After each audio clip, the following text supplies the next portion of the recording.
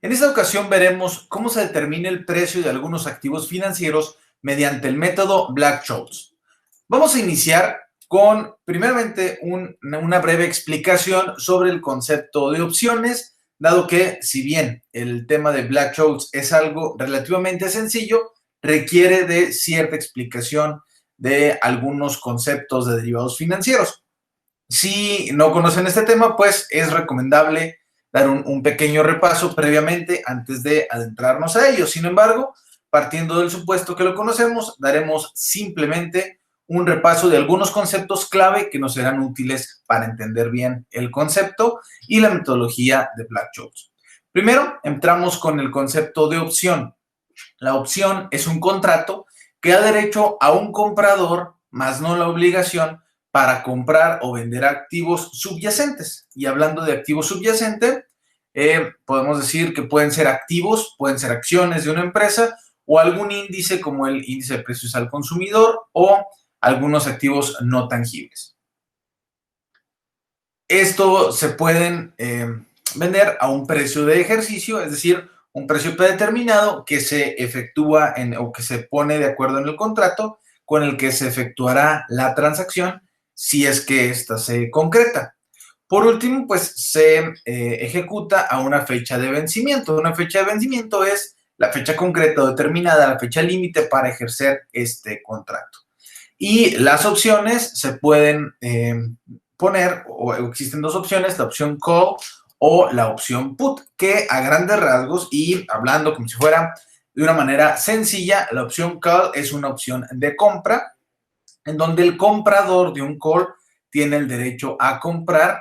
Obviamente el comprador paga una prima para adquirir ese derecho y el vendedor tiene la obligación de vender en caso de que el comprador ejerza su derecho a comprar y el vendedor recibe a cambio una prima. Por su parte, la opción de venta o el pool es cuando el comprador tiene el derecho de vender, el comprador es el que paga una prima. El comprador de la opción es el que puede vender el activo subyacente y el vendedor tiene la obligación de comprar en caso de que el comprador decida efectuar la venta. Esto, pues, a cambio el vendedor recibe una prima y bueno, de esta manera, pues, pudiéramos identificar a grandes rasgos lo que es la opción call y la opción put. Hablando de la prima de la opción, que es la que se recibe una vez que se efectúa este contrato, la prima es el precio en el cual se realiza la operación. Podemos ver que es pagado por el comprador de la opción al vendedor de la misma. Ojo, aquí hay que tener mucha atención porque lo paga el comprador de la opción. Es decir, no necesariamente el comprador de la opción es el comprador del activo subyacente. Eso depende si estamos hablando de un call o de un put. En el call, el vendedor es quien recibe la prima y está obligado a vender el activo en caso de que el comprador la ejerza. Y en el put, el vendedor es quien recibe la prima y está obligado a comprar el activo si éste la ejerce. Y el vendedor de la opción siempre se queda con la prima, independientemente si se ejerce o no se ejerce la opción. Vemos aquí un ejemplo rápido y sencillo en donde la señorita Escarlata le vende la opción al señor Verdi. El señor Verdi adquiere el derecho de comprar un activo subyacente y a cambio le paga una prima a la señorita Escarlata. Es decir, la señorita Escarlata es quien cede ese derecho y tiene o está a expensas de la decisión si actúa o no el señor Verdi, y el señor Verdi le paga una prima a la señorita Escarlata para que tener o adquirir ese derecho. Vamos a verlo, algunos conceptos también importantes. El precio del activo subyacente es el precio de la acción o del valor, decíamos ahorita el ejemplo del IPC, o cualquier acción o cualquier valor que estemos negociando, que esto es un dato público que se conoce, que estamos de acuerdo, que no hay discrepancias, que es un bien homogéneo, que puede ser fácilmente sustituido y que, pues bueno, estamos hablando del precio del activo, ¿no? Y el precio de ejercicio es el precio al momento de enlistar este contrato en la bolsa y es conocido por el comprador y por el vendedor y tampoco hay discrepancias. Y las opciones se diferencian en dos rubros o hay dos conceptos grandes de opciones que nada tienen que ver con el lugar en donde se firman, son las estilo europeo o las estilo americano. La gran diferencia entre ellas es que el europeo solamente pueden ser ejercidas en el momento de vencimiento, es decir, en la fecha que nosotros pactamos para vencimiento del contrato es cuando se ejercen. Y el estilo americano pueden ser ejercidas en cualquier momento a partir de que se ejerce la opción o el contrato, o que se compra la opción, hasta el día de vencimiento. Cualquier día se puede comprar. En este caso, el método Black-Scholes fue hecho específicamente para las de tipo europeo, aunque vemos en la práctica que también en algunas cuestiones de estilo americano son bastante utilizadas. Entrando ya de lleno al método Black-Scholes, es un método más utilizado, como les mencionaba hace un momento, inclusive en el caso de las opciones americanas, aunque fue creado, repito, para las opciones europeas. Este modelo se demuestra principalmente dos factores o dos variables. El primero es que el valor de una opción es independiente al rendimiento esperado del bien subyacente, es decir, no importa tanto cuánto vaya a valer en un futuro el bien subyacente para definir el precio en el que se pacta la opción. Y la segunda característica que demuestra este método es que el valor de una opción también es independiente al gusto o aversión de los inversionistas, es decir, que los inversionistas poco o nada tienen que ver sus gustos o sus preferencias al momento de pagar una opción, pagar más o pagar menos. Esencialmente, podemos concluir que este modelo depende de la desviación estándar o de la volatilidad. Sabemos que en finanzas, a través de los modelos, podemos definir como una similitud que la desviación estándar es la volatilidad histórica a través del tiempo que presenta un bien subyacente, ¿sale? Entonces, ya teniendo muy claros estos conceptos, vamos a hablar rápidamente de quienes propusieron este modelo. Fisher Black y Myron Scholes fueron quienes oficialmente o inicialmente propusieron este método. Después Robert Merton hizo algunas contribuciones. De hecho, fueron acreedores al Premio Nobel de Economía gracias a estas demostraciones matemáticas que hicieron, que realmente tienen una gran aplicación en los métodos reales. Y básicamente lo que hicieron fue validar las opciones sobre las acciones con este método. Incluso algunos lo llaman Black-Scholes and Merton. Pero bueno, lo oficial o lo más popular es método Black-Scholes. ¿En qué consiste el modelo? Bueno, pues básicamente el modelo consiste en una evaluación de acciones en donde se hacen muchas hipótesis sobre cómo evolucionan los precios a lo largo del tiempo. Por lo tanto, vamos a poner el ejemplo, si una acción es de 100 pesos, la pregunta sería, ¿cuál sería la distribución probabilística para el precio dentro de un día, de un mes, de un año? O podemos poner el periodo de tiempo que nosotros deseamos. Por supuesto, Black-Scholes es el precio de las acciones, parte del supuesto que pues hay un recorrido aleatorio. Esto significa que los cambios son proporcionales al precio, las acciones en un corto periodo de tiempo se distribuyen normalmente, tiene una distribución normal. Esto implica que el precio en el futuro tiene lo que se le conoce una distribución log normal. ¿Qué es esto de una distribución log normal? Bueno, pues son los parámetros clave para que se describa el comportamiento del precio de las acciones cuando se hace una hipótesis que son estas dos, ¿no? Uno, el rendimiento esperado de las acciones, y dos, la volatilidad de las acciones, que también lo conocemos como incertidumbre, ¿sí? El rendimiento es lo que esperemos que las acciones nos vayan a dar de ganancia, de utilidad, y la volatilidad es esta incertidumbre que no sabemos si van a crecer, van a valer más, van a valer menos en un futuro. A continuación, vamos a realizar un ejercicio de este modelo a través de Excel. Muy bien, ya estamos en el Excel. En esta ocasión ya preparé con anterioridad el formato para no perder mucho tiempo en estas cuestiones. Sin embargo, pues vamos a ir calculando el precio para la opción del Black-Scholes con este método, que recordemos que es para un call europeo, que quiere decir que es una opción de compra ejercida a precio de vencimiento. Call, opción de compra, europeo, ejercida a precio de vencimiento. Me voy a ir en este ejercicio vamos a poner el ejemplo de que una empresa en función de sus pronósticos para el próximo año quiere vender acciones. Y en este caso voy a utilizar el balance general de la empresa, la evaluación SADCB. Y tenemos aquí ya pues los activos, los pasivos, pero me interesa especialmente el aspecto del capital. Y vamos a suponer, esto desde luego es un supuesto, es una empresa proyectada, en donde vamos a hablar que el capital inicial que tenía la empresa es de 900,000 pesos, la utilidad del ejercicio anterior es de 17,520, por lo tanto, la suma del capital más los rendimientos que ha generado, sabemos que es el capital actual que tiene esta empresa. Entonces, aquí en el valor patrimonial me voy a permitir poner el valor de el balance, lo que tenemos como capital social, más la utilidad del ejercicio anterior.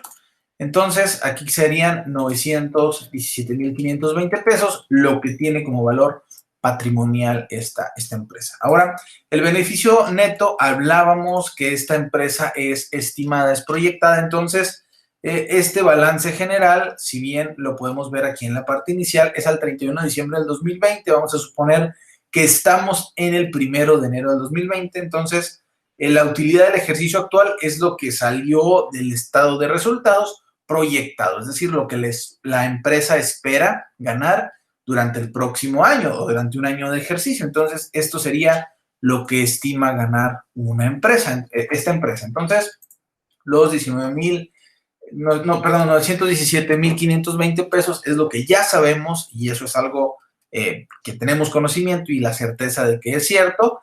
Y si lo sumamos con el beneficio neto esperado, podemos tener el valor esperado a un año. Esto lo estamos midiendo con el método del valor esperado simple, que consiste únicamente en una suma algebraica entre el valor patrimonial actual y el beneficio esperado durante el periodo, que en este caso estamos proyectando que es un periodo de un año. Ahora bien, si se fijan, aquí en la parte inicial tenemos unos inputs, que quiere decir la información que necesitamos tener para poder hacer el cálculo. Y en la parte de abajo tengo aquí ya capturadas las fórmulas que van a ser necesarias para poder calcular el derecho de compra o el call. Para simplificar, esto es una manera muy común de hacerlo. Estoy dividiendo, si se fijan, aquí estoy poniendo las fórmulas que están aquí, las estoy dividiendo en partes y cada una corresponde a un elemento para poderlo calcular de una manera más sencilla. Bueno, primeramente vamos a llenar los inputs, que es importantísimo para poder estimar nuestro call. En este caso vamos a suponer, este es el 100% de las acciones que tiene la empresa o el 100% del valor, y vamos a suponer que la empresa quiere mandar a acciones el 49% de su activo dividido en 1,000 acciones, ¿sí? Por lo tanto, el valor patrimonial de ese 49% pues sería el resultado de la multiplicación del valor patrimonial por el 49% que tenemos estimado dentro de la empresa. Aquí estoy fijando la fórmula para poderlo jalar. Y si se fijan, pues aquí simplemente estoy multiplicando también el beneficio neto por el 49% y el valor esperado de ese 49% que creemos o que estimamos que tendrá la empresa después de un año de actividades. Y si la intención es dividirlo, entonces voy a ponerlo ese 49% entre el total de acciones. Voy a fijar también esta columna.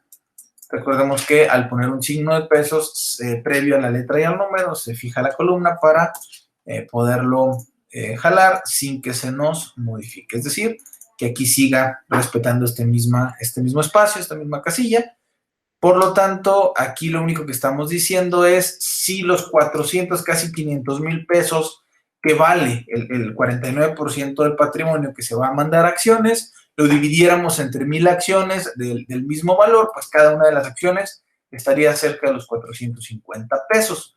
Pero ya con el incremento de 127 pesos dado este beneficio, pues esperamos que después de un año las acciones valieran 557 pesos con 50 centavos. Entonces, en este caso, el precio del activo subyacente sería el precio de la acción hoy. Hoy estamos hablando de que bajo este supuesto estamos al 1 de enero del 2020, valdrían 449 pesos. Y el strike, o bien el precio de ejercicio, es al precio que estimamos que sea la empresa. Es decir, si nosotros quisiéramos establecer un contrato, una opción, un call europeo, pactaríamos un precio de venta dentro de un año a 577 pesos. Es decir, el dueño de la empresa va a decir, me gustaría vender acciones, voy a vender esta opción y quien compre la opción, decidiría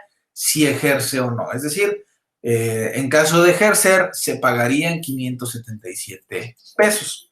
Ahora, la tasa libre de riesgo la estamos utilizando con el valor que se obtuvo previamente en los métodos mixtos, pero pues básicamente es la tasa que se espera o que no tiene riesgo en una evaluación, que en la mayoría de los países pudiera ser una buena referencia, la tasa de CETES. En este caso se utilizó 3.06%. Y el método para calcular la volatilidad también es un valor dado, un factor. En este caso estoy utilizando el 28%, ya que es la volatilidad que estimamos para el mercado en donde se desempeña esta empresa. Y el tiempo se mide en años. Lo voy a poner a un año porque dijimos es del 1 de enero al 31 de diciembre. Estamos midiendo el periodo de un año. Entonces, ya para pasar a calcular estos elementos para hacer más fácil el cálculo, decimos que sigma al cuadrado, pues simplemente ponemos el valor de sigma, que es 28, y lo elevamos al cuadrado. Aquí tengo ya la fórmula, la voy a copiar en esta parte, pero si se fijan, estamos trabajando, me faltó aquí el signo de igual, estamos trabajando con únicamente el sigma elevado al cuadrado y el resultado dividido entre 2, como lo marca esta parte de la fórmula. Ahora requiero sigma por la raíz del tiempo. Esto es igual a sigma nuevamente, multiplicado por raíz. Recordemos que si está en inglés es root, raíz del tiempo, que en este caso es 1, y cierro paréntesis, aquí lo tenemos ya. Ahora bien, vamos con el logaritmo natural. Logaritmo natural en este caso, pues es igual para inglés y para el español, del precio strike dividido por el precio del activo subyacente dividido por el precio strike. Y tenemos aquí menos 0.25. El PB o el PB es una relación para traer a valor presente, present value o valor presente en español. Y este se calcula de una manera muy sencilla, como si trajéramos un precio futuro, es el exponencial de negativo, porque lo estamos trayendo, en este caso con función de la tasa libre de riesgo, multiplicado por el tiempo que estamos trabajando, que en este caso sería de 1, y pues ya con eso estamos listos para calcular de 1, que sería la fórmula de arriba. Y decimos que esto es igual, abro paréntesis, y nos pide primeramente el logaritmo natural de s sobre x, que lo tenemos en esta parte, más la tasa de interés que tenemos aquí, abro paréntesis, la tasa de interés, aquí hay que abrir doble paréntesis, tasa de interés que la tenemos por este lado, más el sigma cuadrado sobre 2, que la tenemos en esta parte. Cierro paréntesis y lo multiplico por, en este caso sería el tiempo, que aquí está. y cerramos paréntesis doblemente y eso sería dividido por la raíz cuadrada del tiempo por sigma, que ya la calculamos previamente. Y este sería el resultado de D1. Vamos a hacer lo mismo para D2, que si se fijan, aquí la fórmula ya tiene una simplificación, en donde pues simplemente el resultado es igual a lo que nos dio en D1 menos la raíz cuadrada de sigma la raíz cuadrada del tiempo por sigma, y este sería el valor de D2. Con ello podemos calcular la distribución normal. Si recuerdan en sus clases de estadística, seguramente lo vieron, la distribución normal habría que buscar únicamente este valor para poderlo identificar. Afortunadamente el Excel nos evita la molestia de sacar esta tabla y podemos calcularlo de manera automática poniendo distribución normal. Normal. Es importante poner o indicar que estamos hablando de la distribución normal estándar de D1 en este caso. Cerramos paréntesis y hacemos exactamente lo mismo para N2, que sería la distribución normal estándar de D2. Entonces, tenemos ahora ya la oportunidad de calcular nuestro call, que sería siguiendo esta fórmula que tenemos en la parte de abajo, que simplemente es lo que identificamos como N de 2, o la distribución normal de D2 multiplicado por, es N de 1, una disculpa, multiplicado por el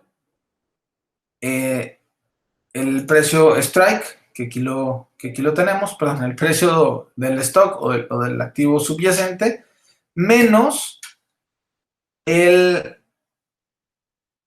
aquí nos referimos a la fórmula N por D2, que ya lo calculamos aquí previamente, y el resultado se multiplica por el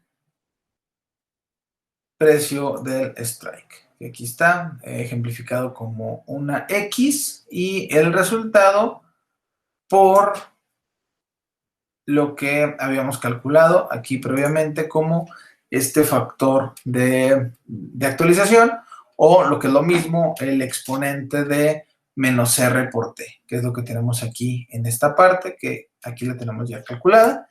Entonces, nos da como resultado 17.24. La interpretación es muy simple y este sería el precio del contrato, es decir, es el precio en el que se vendería este derecho de compra. Una persona que quiera obtener el derecho de compra pagaría 17 pesos con 24 centavos para tener la opción dentro de un año de decidir si comprar o no las acciones a un precio de 577.50. Y si fuera un put, lo único que habría que hacer para calcularlo es sumar lo que tenemos en esta parte del el call, lo que ya habíamos calculado por el call, más el precio del ejercicio, que está de este lado, multiplicado por el precio el factor de actualización, el valor presente, menos el precio del stock, esta variación del precio del activo. Entonces, sería de 127.76. Básicamente, como resultado o lo que pudiéramos nosotros deducir de este ejercicio es que si el precio de mercado fuera mayor a, en este caso, el precio de venta, el precio al que se pactó la venta de la acción, si se ejerce el derecho de compra al precio strike, que sería de lo que tenemos en esta parte, de 557 pesos con 50 centavos. Va de nuevo. Si el precio de mercado fuera de 577 pesos, perdón, mayor a 557 pesos, entonces la persona que compró el derecho de comprar esa acción, pues naturalmente le convendría ejercer a ese precio, puesto que el precio de mercado sería mayor. En este caso, ganaría quien compró el derecho. Sin embargo, si el precio de mercado fuera menor a esta misma cantidad, entonces no se ejerce el derecho de compra, perdiendo la prima que era de lo que se pagó aquí, ¿no? Los 17.24. Es decir, si el precio de mercado fuera inferior a 577 y aún así desea comprar esa acción, pues no la va a comprar por el call, sino por simplemente a precio de mercado, que resultaría más barato, y el poseedor del call, pues en este caso, el que tiene el derecho de compra, no ejercería y perdería la prima que ya pagó, que en este caso pues sería al vendedor del call. Y de esta manera pues podemos concluir este sencillo método del Black-Scholes, que es un método euro para evaluar opciones de compra ejercidas a vencimiento, un call europeo. Paso por último, nada más a recomendar las fuentes que utilicé como consulta, que básicamente fueron dos libros, una presentación y un video, que los pongo a su disposición por si desean consultarlos y profundizar en el tema. Por mi parte es todo. Muchas gracias por su atención.